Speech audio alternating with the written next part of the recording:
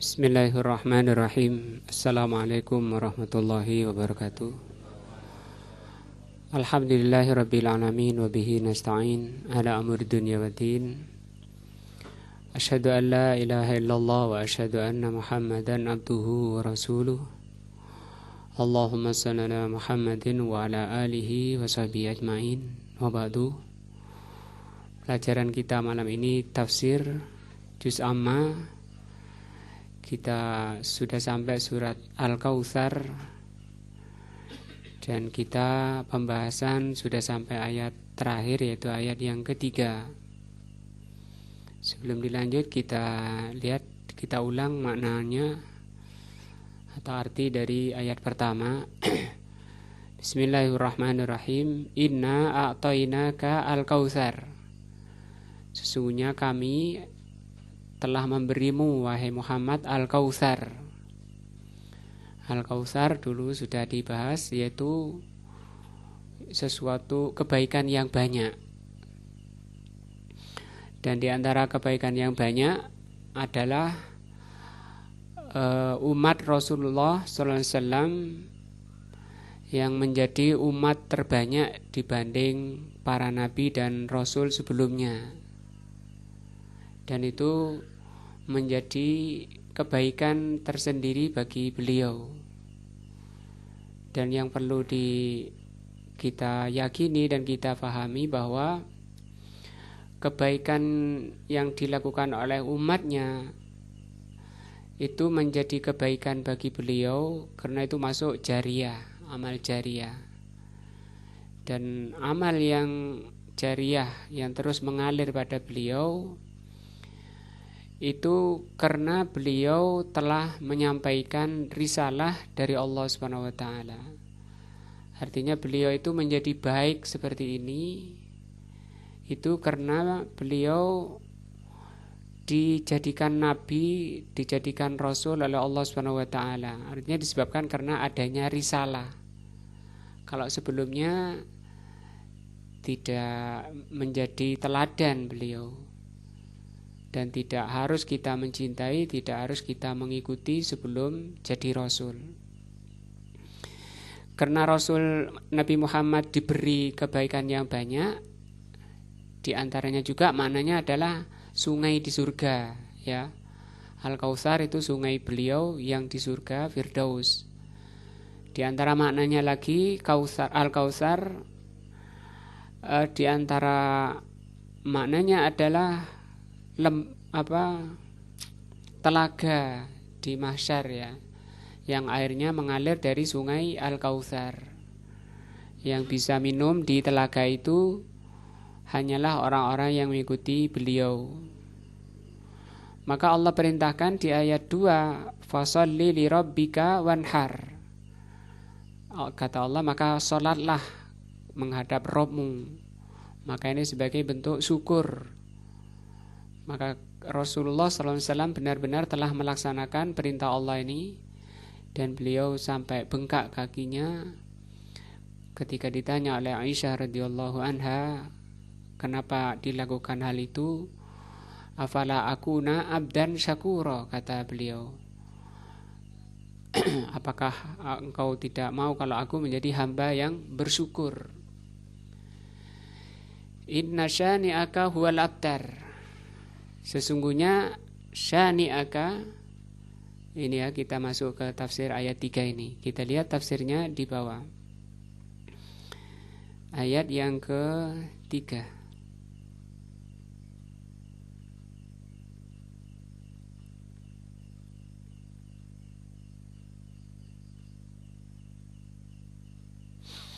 Ini summa qala inna syani'aka huwal abtar. Sesungguhnya orang-orang yang membencimu dialah yang abtar. Hadza muqabilu i'ta'il kautsar. Ini ayat 3 ini lawan dari pemberian Allah Al-Kautsar tadi, ayat 1 tadi. Rasulullah SAW telah diberi kebaikan yang banyak. Maka umatnya kalau ingin mendapatkan kebaikan yang banyak, ya harus mencontoh beliau, mengikuti beliau. Tidak boleh pada seorang mukmin muslim adanya sifat ini. Inna syani'aka huwal abtar. Inna syani'aka huwal abtar. Syani'aka ay mubghiduka. Syani'aka itu maksudnya, maknanya mubghiduka, orang membencimu, ya. Maka kalau orang membenci Rasul sallallahu alaihi wasallam itu berlawanan dengan ayat 1. Tidak mendapatkan kebaikan dari Allah Subhanahu wa taala dan hukumnya adalah haram. Kalau saya tanya yang dibenci itu apanya? Ya, Pak Rabi, yang dibenci itu mulai dari pribadinya, artinya semua yang ada pada beliau, mulai dari jasadnya, dari masalah akidahnya, masalah ibadahnya, masalah akhlaknya, bahkan masalah adat kebiasaan. Artinya yang bukan syariatnya tapi itu kebiasaan beliau. Karena Rasulullah itu kekhususan pada beliau, para sahabat itu tabarruk pada beliau. Walaupun bukan dari sisi agamanya, ya, bukan dari sisi syariatnya, seperti yang dilakukan oleh para sahabat, seperti yang dilakukan oleh Ummu Sulaim ketika Rasul tidur di atas dipan gitu. Ummu Sulaim meletakkan semacam wadah di bawahnya untuk mengambil tetesan keringat beliau. Kemudian beliau campurkan dengan minyak wangi, itu dalam rangka tabarruk. Demikian juga dari sisi beliau pribadinya, beda dengan lainnya. Artinya pada beliau itu, pada perkara-perkara yang tidak ada hubungan dengan agamanya itu, ketika ditiru, ketika diteladani, itu menjadi menjadi ibadah gitu, menjadi kurbah, menjadi pahala, mendapat ibadah, merupakan pendekatan kepada Allah. Seperti masalah pakaian misalnya, pakaian dari Rasulullah SAW, pakaiannya Rasulullah SAW, pakai jubah. Padahal hukum jubah itu sendiri asalnya perkara yang mubah, perkara yang tidak ada kaitannya dengan syariatnya. Tapi ketika orang itu meneladani beliau dalam rangka untuk mendekat, dalam rangka untuk mencontoh beliau, karena cintanya pada beliau, maka pakai jubahnya itu bisa mendapat pahala. Beda kalau misalnya selain beliau, orang biasa, walaupun ahli desain. Pak Sugeng ini kan desainer, ya, dia bikin desainer terbaik misalnya, kemudian ditiru oleh Pak Jazuli, dipakai. Saya dalam rangka mencontoh Pak Sugeng misalnya. Beda, bukan termasuk kurbah, ya, tidak termasuk seperti kalau kita pakai jubah mencontoh siapa? Rasul sallallahu alaihi wasallam. Ketika kita memakai surban misalnya untuk mencontoh Rasul, sama dengan memakai jubah tadi dalam rangka mencontoh Rasul, itu kurbah. Kurbah artinya apa? Pendekatan diri kepada Allah. Kalau selainnya kan enggak. Sampai Al-Imam At-Tirmidzi rahimallah, ahli hadis, punya kitab namanya Syama'ilul Muhammadiyah. Di situ diterangkan sifat-sifat Nabi secara pribadinya, bagaimana berjalannya, bagaimana tidurnya, bagaimana menyisir rambutnya pun di situ ditulis. Jalannya cepat atau pelan atau bagaimana jalannya. Itu bagaimana kalau duduk, terus ditulis semuanya apa yang ada pada beliau. Ketika ditiru misalnya ketika nyisir rambut itu bagaimana, itu ditiru dalam rangka mencontoh Rasul yang disebut ta'addi, dalam rangka meneladani Rasul, maka itu termasuk kurbah. Dan itu mencocoki firman Allah di dalam surat apa itu? Laqad kana lakum fi Rasulillahi uswatun hasanatun. Sungguh ada bagi kalian ya pada Rasulullah itu uswah hasanah, contoh yang baik. Lah pada Rasul contoh yang baik. Pada Rasul itu apa? Itu kan meliputi semuanya. Sampai kepada ketika perang Uhud ya, Rasulullah SAW terdesak. Rasulullah memanggil siapa yang ingin surga, silakan lindungi aku. Maka para sahabat berebut untuk melindungi Rasul dari serangan panah. Sehingga banyak sahabat-sahabat yang panahnya itu sekian masuk pada dirinya untuk melindungi Rasul, jaminannya surga. Ketika Rasul pelipisnya berdarah, pipinya berdarah disebabkan karena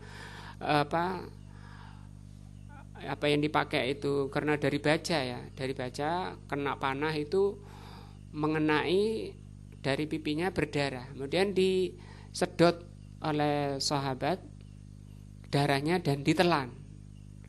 Dan Rasulullah mengatakan barang siapa yang menelan darahku dia tidak akan disentuh api neraka. Ketika Rasulullah SAW naik waktu itu perang Uhud ya, beliau ingin naik ke tempat yang lebih tinggi karena beliau sudah mulai gemuk, agak berat. Tolha memasang punggungnya agar Rasul menginjak punggungnya bisa naik ke atas. Maka Rasul mengatakan wajibat Tolha, wajib bagi surga masuk surga. Itu dari sisi apa? Kan tidak ada kaitannya sama. Nah, sampai kepada rambut Rasul SAW disimpan barokah, ada barokah dan merupakan tabaruk dalam perkara-perkara yang perkara-perkara yang tidak ada kaitannya dengan syariat. Artinya membenci Rasul itu hukumnya haram. Dan yang wajib adalah meneladani beliau barang siapa yang menginginkan akhirat. Karena di ayat tadi liman kana yardullah wal akhirah, barang siapa yang menginginkan pahala dari Allah dan menginginkan keselamatan di akhirat, menjadikan Rasul sallallahu alaihi wasallam sebagai uswah hasanah. Nah, maka hukum mencintai beliau sallallahu alaihi wasallam ini lawannya, membenci. Mencintai beliau bahkan menjadi ukuran iman seseorang. Mencintai ya, baik pribadinya lebih-lebih kepada agamanya. Jadi secara utuh beliau dicintai. Tidak boleh seseorang mukmin atau orang muslim itu melebihi beliau kecintaannya. Bahkan melebihi dirinya, misalnya tidak boleh. Rasulullah SAW bersabda, la yu'minu ahadukum, tidak beriman di antara kalian hatta akuna ahabba ilaihi min waladihi wa walidihi wan nasi ajmain.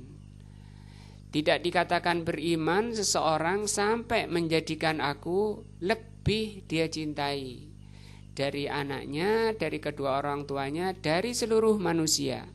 Seluruh manusia. Kemudian Umar mengatakan, aku lebih mencintai engkau ya Rasulullah SAW dari seluruh manusia kecuali diriku. Kalau seperti itu belum beriman ya Umar. Sampai engkau menjadikan aku lebih engkau cintai walaupun daripada dirimu sendiri.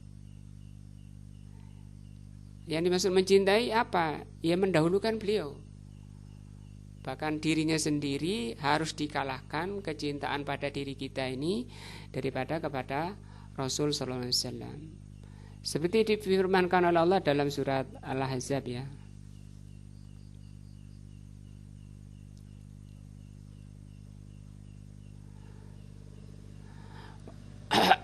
Kata Allah Subhanahu wa taala di sini an-nabiyyu. An-Nabi di sini adalah Nabi Muhammad dengan tanda alnya ini namanya lil ahdi. Aula bil mu'minin, Orang Nabi itu, Nabi Muhammad itu apa diartikan di sini?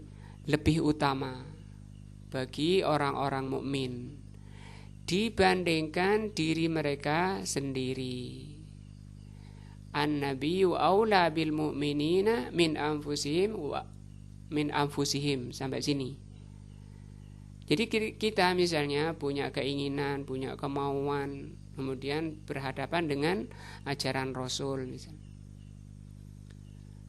Ajaran Rasul, maka kita tidak boleh mendahulukan diri kita, kemauan kita. Harus apa? Apa yang datang dari Rasul itu didahulukan. Misalnya saya sudah biasa makan pakai tangan kiri, kemudian datang karena ngaji atau baca, datang ilmu dari Rasul, makan pakai tangan kanan. Nggak boleh kemudian banyak alasan, banyak jawab, banyak komentar, komen terhadap apa yang datang dari Rasul SAW, kemudian dia makan tetap pakai tangan kiri. Sampai para ulama menulis ada kitab Ta'dhimus Sunnah, pengagungan terhadap sunnah. Itu dikumpulkan hadis-hadis tentang ini juga. Sampai ada seorang dibilangi oleh Rasul kalau bangun tidur itu dicuci tangannya sebelum dimasukkan ke bejana. Karena kalian tidak tahu di mana tanganmu ketika tidur. Ada yang komen, saya tahu tangan saya ketika tidur ya di tempat tidur. Tapi kan maunya dia ngejek terhadap sunnah, ngejek terhadap ajaran beliau. Maka pagi harinya ketika tidur lagi, dia mendapati tangannya masuk ke duburnya. Dan itu peringatan ditulis di kitab Ta'dhimus Sunnah, bahaya orang yang mencela Nabi, mencela sunnah. Kalau Nabi kan sekarang sudah ada, tinggal sunnahnya.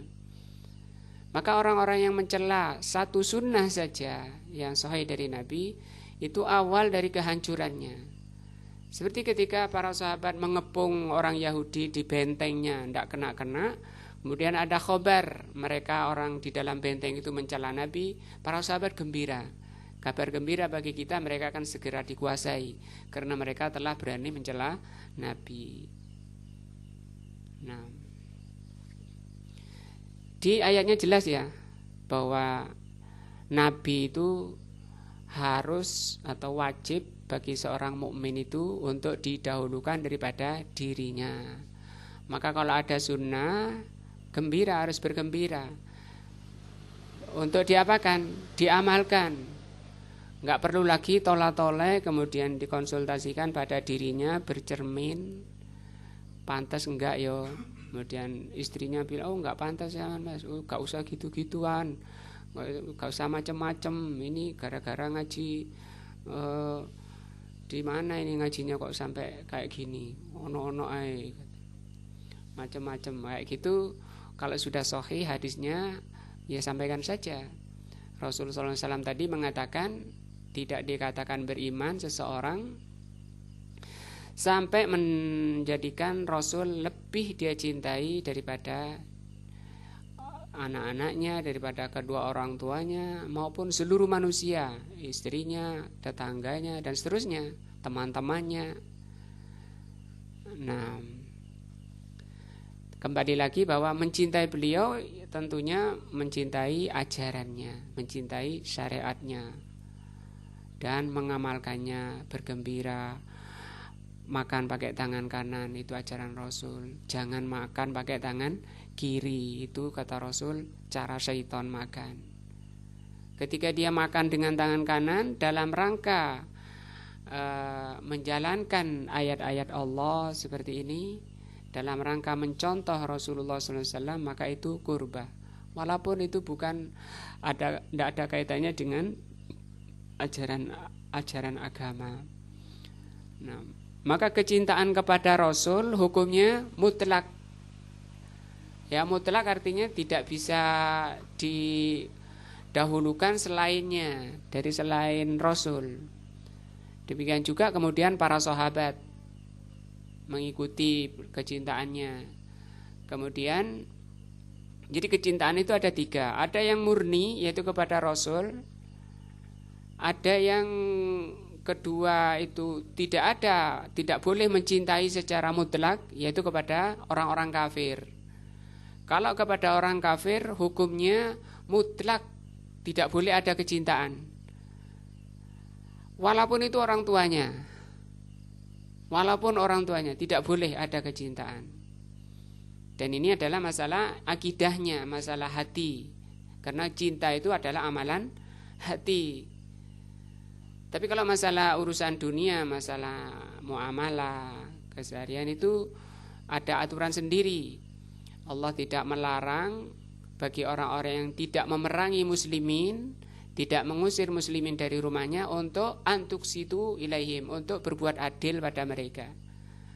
Rasulullah SAW juga membolehkan para sahabat untuk, seperti Abu Hurairah, membolehkan para sahabat untuk tetap berbuat baik, birrul walidain, berbuat baik kepada kedua orang tuanya. Namun ketika diajak berbuat syirik tidak boleh ditaati. Nah, beda urusan sosial, urusan duniawi itu beda. Yang ketiga, bagi kecintaan sesama muslimin, maka itu bergantung. Ketika orang itu makin tinggi keimanan dan ketakwaannya, kecintaan kita semakin tinggi. Semakin rendah keimanan dan ketakwaan seseorang, kecintaan kita padanya makin rendah. Jadi ada yang murni, kecintaan kita itu mutlak, yaitu kepada Rasul dan para sahabat. Kemudian yang kedua, harus tidak ada kecintaan padanya, yaitu orang kafir. Yang ketiga, pada orang muslim yang masih selain dari Rasul dan sahabat, yaitu melihat apa? Iman dan takwanya. Maka Rasul mengatakan, man ahabba lillah, barang siapa cinta karena Allah, wa abghadha lillah, membenci karena Allah. Itu maksudnya ukurannya adalah agama Allah, syariat Allah. Maka kecintaan kita kepada seseorang karena dia ahli iman dan ahli takwa, itu kecintaan yang disebut dengan mahabbah syar'iyah, kecintaan syar'i, kecintaan yang mencocoki syar'i. Atau mahabbatul imaniyah, disebut kecintaan imaniyah.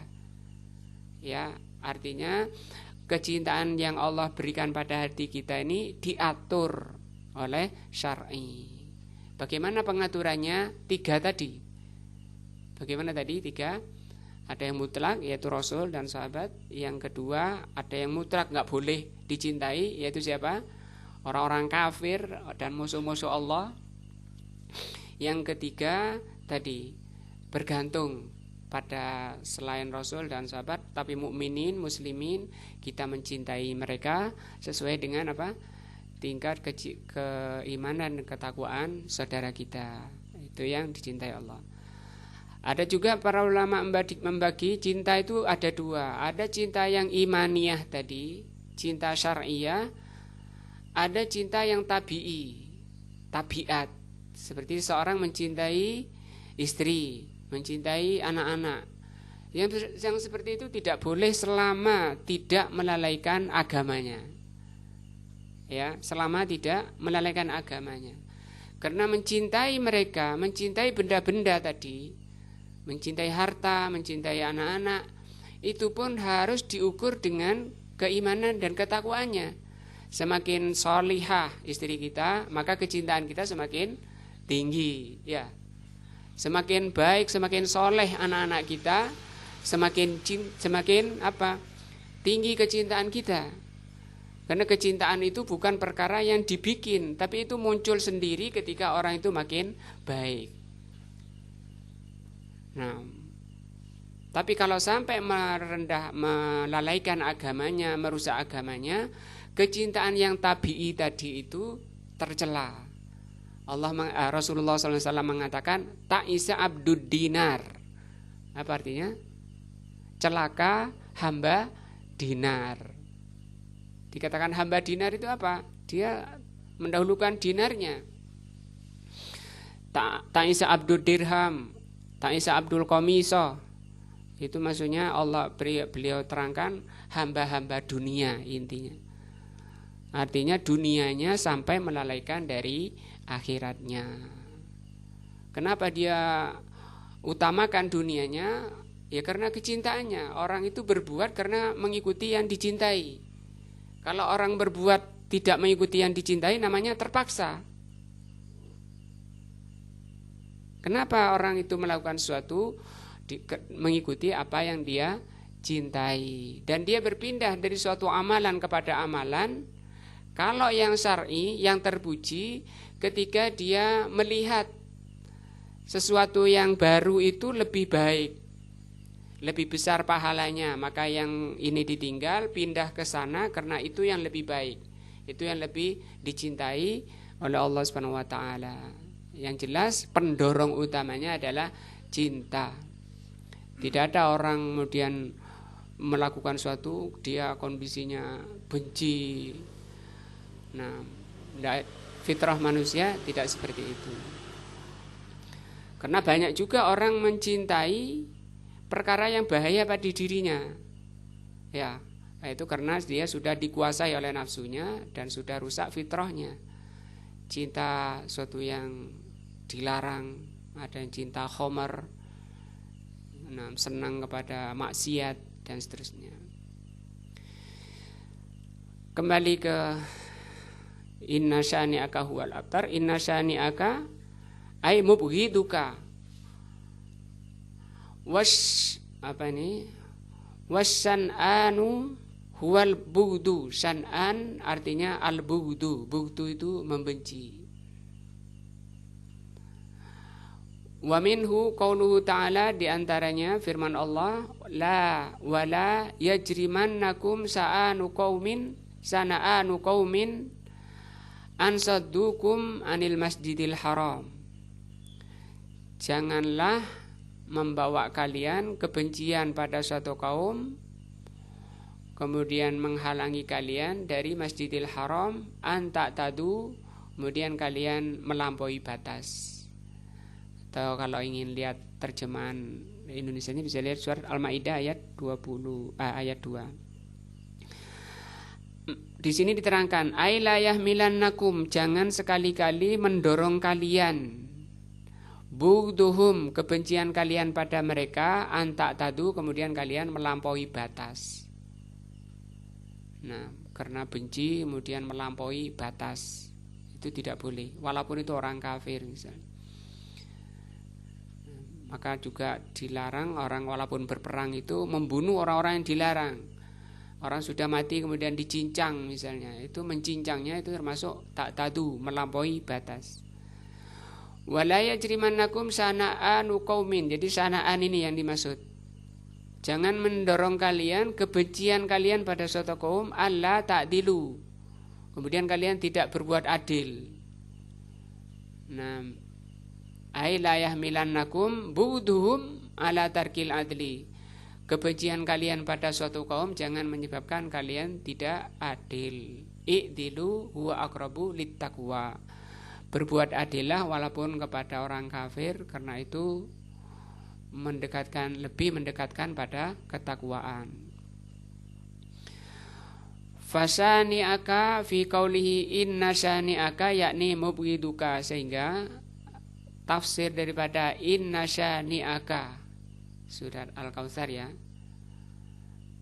maksudnya mubghiduka, pembenci kalian, huwal abtar, dialah yang abtar. Al-abtar, abtar itu maknanya apa? Abtar ini ismu tafdil. Ismu tafdil itu artinya kata yang bermakna paling, itu tafdil. Seperti kabirun artinya besar. Tapi kalau tafdilnya akbaru, Allahu akbar, tidak dikatakan Allah kabir. Kalau Allah kabir artinya apa? Allah besar. Kalau Allahu akbar, Allah maha besar. Yang bermakna maha itu tadi disebut dengan isim tafdil. Di fathah enggak boleh ditanwin, akbaru. Allahu Akbaru. Tapi karena kita sering dengannya disukun ya, Allahu Akbar. Tapi tulisannya Akbaru. Kalau saya Akbaru, baca Akbaru gimana? Tidak apa-apa, itu memang harokatnya seperti itu. Nah, jadi abtar di sini isim apa? Tafdil minal batr, dari batrin. Batrin itu apa? Diterangkan. Bimakna qot'un. Batr itu maknanya qot'un. Qot'un itu terputus. Yakni huwal aqta. Dia yang paling terputus. Jadi yang membenci Nabi, barang siapa sampai membenci Nabi. Tadi ya saya ingatkan lagi, membenci Nabi itu maksudnya apa? Ya mulai dari pribadinya sampai kepada seluruhnya, akidahnya, ibadahnya. Sampai ada dai-dai itu saking mencelanya kepada ajaran Nabi itu dipraktekkan dengan tangannya ketika Rasul bilang rapatkan softnya dalam sholat. Nah, banyak para pencela sunnah itu banyak, apalagi zaman sekarang, zaman semua bisa nampak seperti ini, pencela-pencela sunnah itu banyak. Nah, huwa al-aqta di sini al-munqati min kulli khairin. Ya, mulai dari akidahnya, ibadahnya, akhlaknya, perilakunya. Karena Rasul itu orang yang Rasul dari kalangan Rasul termulia. Nabi Muhammad itu dari seluruh jenis manusia Bani Adam, beliau adalah orang termulia. Dari mana itu beliau? Orang Arab. Orang Arab ini keturunan dari Nabi Ismail. Dari kabilah di dunia ini, suku-suku bangsa di dunia ini, suku bangsa terbaik itu adalah suku Arab, bangsa Arab. Nah, bangsa Arab yang sebelum diutusnya beliau, sebelum datangnya Islam itu sudah terbaik dari sisi akhlaknya. Kenapa Allah pilih bangsa Arab? Bahkan bahasanya oleh Allah dijadikan bahasanya ahli surga. Kok kemudian sekarang muncul orang-orang yang membenci Arab, membenci bahasa Arab, membenci pakaian Arab. Katanya Arab itu agama abal-abal. Nah, maka Rasul sallallahu alaihi wasallam mengatakan bughdul Arab minan nifaq. Apa artinya? Membenci Arab itu umum. Bughdul Arab minan nifaq, membenci Arab itu kemunafikan. Nah, membenci Arab kemunafikan. Bahkan baik buruknya kondisi alam secara keseluruhan ini tergantung dari kondisi orang Arab, terutama orang Quraisy. Kapan negeri ini, kapan dunia itu baik? Ketika nanti orang Quraisynya baik. Orang Quraisy baik, nanti muncul orang namanya Ahmad. Nah, itu nanti yang jadi Imam Mahdi. Sehingga sampai karena kebaikannya orang-orang tidak mampu lagi, tidak ada lagi yang mau sodako, tidak ada yang mau menerima sodako. Orang-orang pada bawa emas, siapa yang menerima? Karena sudah kondisinya terbaik. Bahkan hewan-hewan yang kemarin bertengkar ini sekarang sampai rukun. Nah, maka yang membenci Rasul sallallahu alaihi wasallam, dia orang yang terputus dari segala kebaikan. Walaupun orangnya mengamalkan, misalnya mengamalkan ajaran beliau, ya, mengamalkan ajaran beliau, mengamalkan akidah beliau, ibadah beliau, tapi membenci dalam hatinya, maka itu abtar. Wadzalika anna kuffar Quraisyin yaqul. Orang kufar Quraisy mengatakan Muhammadun abtar. Ini awal sejarah munculnya turunnya ayat ini ya, surat Al-Kautsar. Orang Quraisy mengatakan Muhammad itu abtar. Abtar tadi terputus dari kebaikan. Artinya la khaira fi, pada Muhammad tidak ada kebaikannya. Wala barokah fi, tidak ada barokahnya. Wala fittibaihi, demikian juga para pengikutnya. Mengikuti Nabi Muhammad itu tidak ada faedahnya. Abtar lamma mata ibnuhu Al-Qasim radhiyallahu anhu. Ini diucapkan oleh orang Quraisy pada saat wafatnya putra beliau yang bernama Qasim. Dan Qasim menjadi julukan dari beliau sallallahu alaihi wasallam. Beliau dijuluki apa? Abul Qasim. Dan seorang muslim, orang mukmin tidak boleh menggabung nama beliau dengan nama kunyahnya menjadi nama kita. Kalau nama kita namanya Muhammad, boleh. Nama anak kita dinamai Qasim, boleh. Tapi kalau menamai Muhammad Abul Qasim, itu tidak boleh. Qalu Muhammad abtar. Orang Quraisy mengatakan Muhammad abtar. La yuladu lahu. Kenapa dikatakan terputus? Karena dia tidak punya anak. Nah, walau wulida lahu fahuwa maktu'un nasl. Sekalipun dia sudah punya anak tapi terputus karena wafat. Fabayyanallahu azza wa jal, maka Allah jawab omongannya orang Quraisy ini, annal abtar huwa mubghidur Rasul sallallahu alaihi wasallam, bahwa yang terputus itu adalah para pembenci ar-Rasul alaihi salatu wassalam. Fahuwal abtar al-maktu min kulli khairin. Maka ini menjadi hukum secara umum. Maka kita yang mengaku ahlus sunnah, lebih-lebih mengaku muslim, mengikuti Rasul, itu tidak boleh ada kebencian sedikit pun di dalam hati kita. Haram hukumnya. Alladzi laisa fihi barakah. Abtar itu adalah sesuatu yang tidak ada barokah padanya. Wa hayatuhu nadamah alai. Hidupnya adalah hidup yang penuh penyesalan. Wa idza kana hadza fi mubghidihi, maka inilah yang dialami para pembenci Rasul, fa huwa aidan fi mubghidi syar'ihi.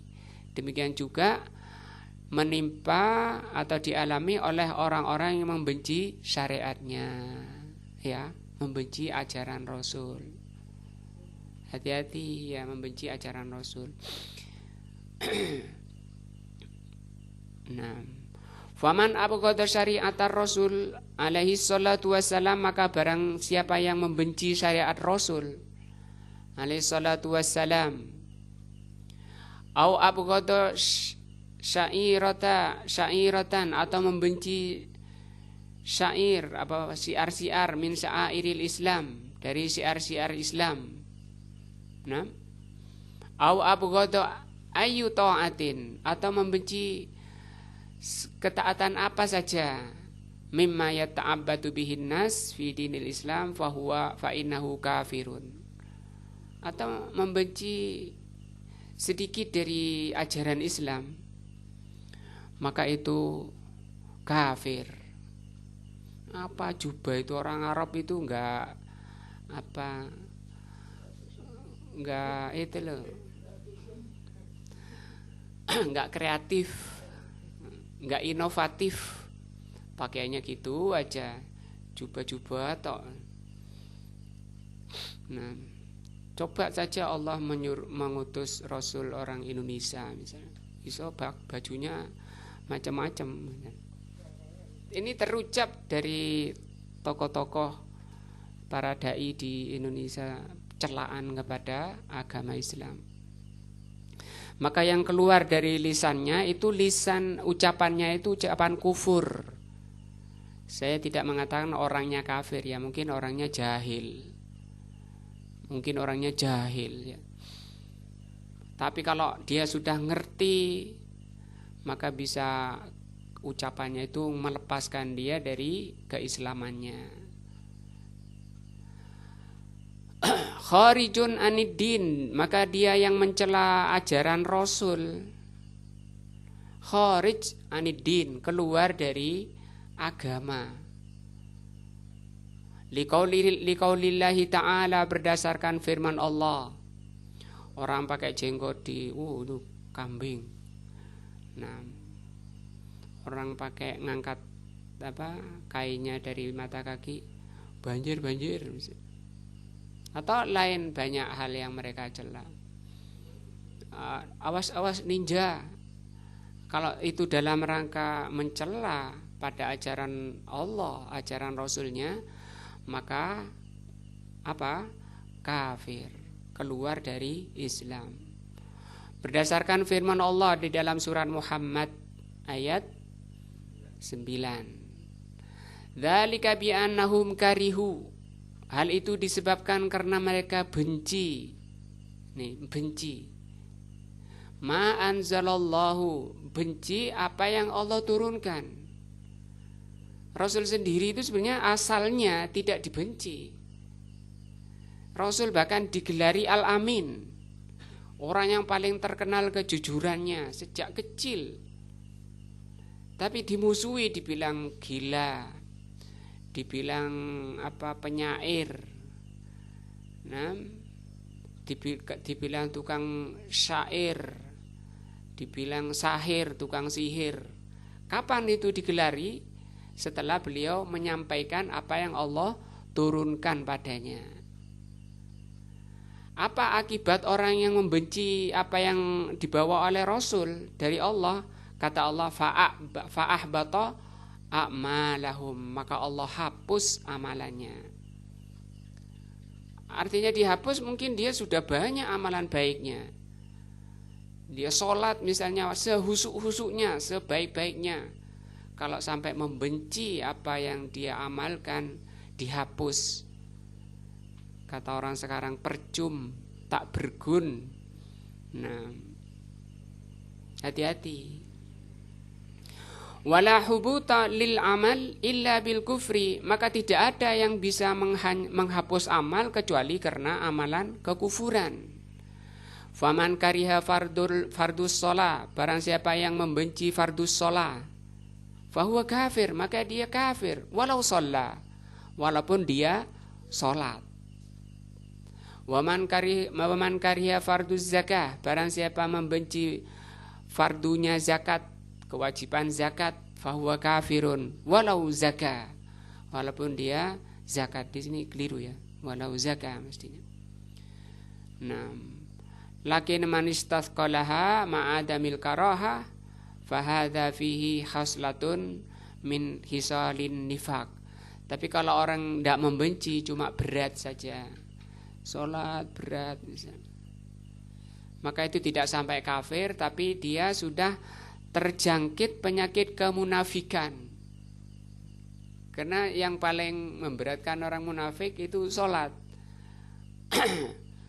Nah, tidak banyak berzikir kepada Allah. Kalau berdiri, idza qamu kusala, kata Allah. Kalau dia berdiri males, mencelek, berdirinya mencelek, gak serius, garuk-garuk, sibuk, main-main tangannya dan seterusnya, gak serius.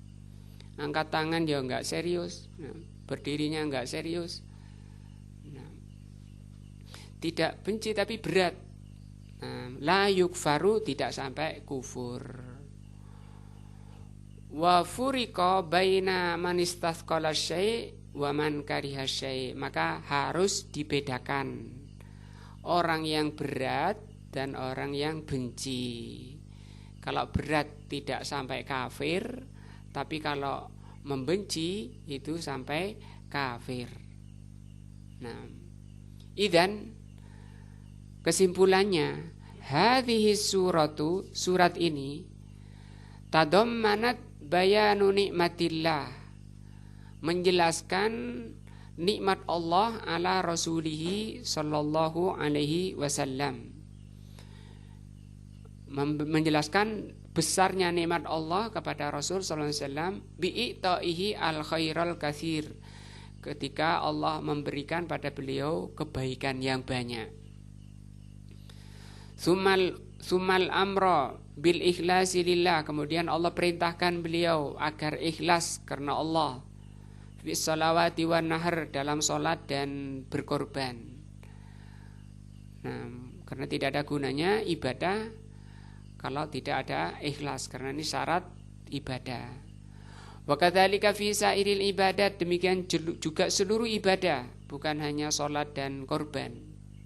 Summa bayanun, kemudian surat ini menjelaskan annaman abghadar rasul, bahwa siapa yang membenci Rasul, ya, au abghadha syai'an min syariatihi, atau membenci sesuatu dari syariat beliau, nah, fa innahu huwal aqta, maka dia terputus. Misalnya kata Rasul, kalau pakai sendal dari yang kanan dulu, itu ajaran beliau. Kalau melepas yang kiri, sehingga ulama-ulama dulu kalau lupa itu dilepas lagi sendalnya. Loh ya, aku kok pakai yang kiri dulu, dilepas semua dulu baru dimulai dari yang kanan. Ini dalam rangka tadi pengagungan terhadap sunnah, pemuliaan terhadap sunnah. Kenapa? Karena sunnah itu miftah sa'adah, miftah dari sa'adah, kunci keselamatan, kunci kebahagiaan, kunci keselamatan. Nah, kunci ketenangan jiwa, ketenangan hati. Dengan apa? Mengikuti syariat beliau. Fa innahu huwal aqta, barang siapa yang membenci sedikit pun dari syariat beliau, maka dialah yang terputus. Alladzi la khaira fihi, yang tidak ada kebaikannya. Wala barakata fihi, tidak ada barokahnya. Maka sangat besar sekali faedahnya ayat ini, surat pendek ini. Nas'alullahal afiyah wassalamah, kita memohon kepada Allah keafiyah dan keselamatan. Afiyah ini apa? Selamat. Afiyah itu selamat juga.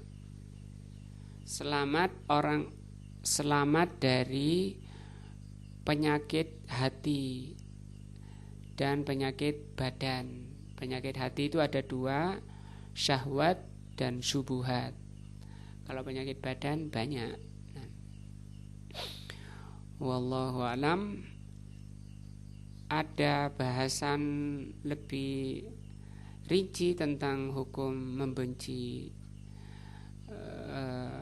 ajaran Rasul, insyaallah kita baca pada pertemuan tafsir berikutnya, insyaallah pada malam ini. Sampai sini dulu, mudah-mudahan bermanfaat, menjadi ilmu yang barokah, menambah iman dan takwa kita kepada Allah Subhanahu wa taala. Subhanakallahumma wa bihamdika asyhadu an la ilaha illa anta astaghfiruka wa atubu ilaika. Wassalamualaikum warahmatullahi wabarakatuh.